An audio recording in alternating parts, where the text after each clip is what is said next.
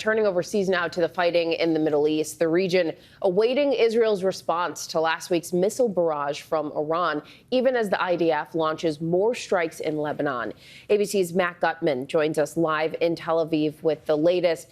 And Matt, we are just a day before the one-year anniversary of the October 7th massacre. Good morning to you. Good morning, Janae. We are, and you mentioned those airstrikes in Lebanon being called the most violent night so far since that campaign began. And Israeli troops are again operating in northern Gaza for the third time. This as Israel continues to calibrate its response to Iran's historic ballistic missile attack from last week.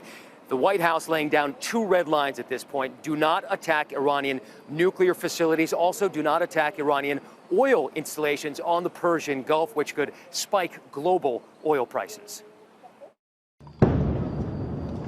Overnight columns of fire and smoke towering over Beirut, one of the most ferocious strikes yet in Beirut's southern suburbs. Israel saying it targeted Hezbollah weapons depots.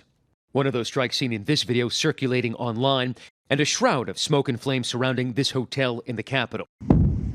That is Hezbollah fired salvos of rockets towards Israeli cities. And this morning, reports Hezbollah has lost contact with Hashem Safieddine, the likely successor to its recently assassinated leader, after Israel targeted Safieddine in strikes on Beirut on Friday. That as the region braces for Israel's retaliation to Iran's historic missile strike last week. Israel's chief military spokesman saying Israel will respond in a time and place of its choosing.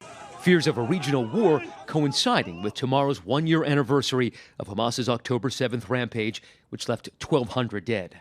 We recently met Ilan in the kibbutz of Nahal Oz, continued fighting in nearby Gaza, echoing through the kibbutz. It's normal to see all that smoke? Yeah, every day. Last week, it's every day. Every day it's booming and aircraft. He was the first resident to move back, and he points me to his door and remembers that Saturday morning. You can see how many bullet holes there are.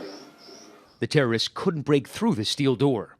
Outside, he saw people walking around with guns. Thousands of terrorists had poured into dozens of Israeli communities. Ilan and his wife hid in a shelter, like millions of Israelis that day, and waited. The power was cut, cell data down, and after hours in darkened silence, Ilan shows me the texts with his daughter, who lived nearby. She heard gunshots.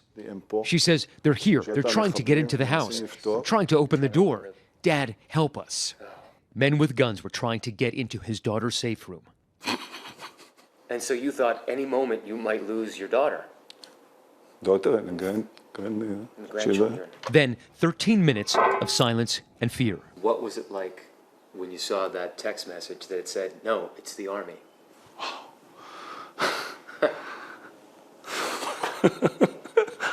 They were safe.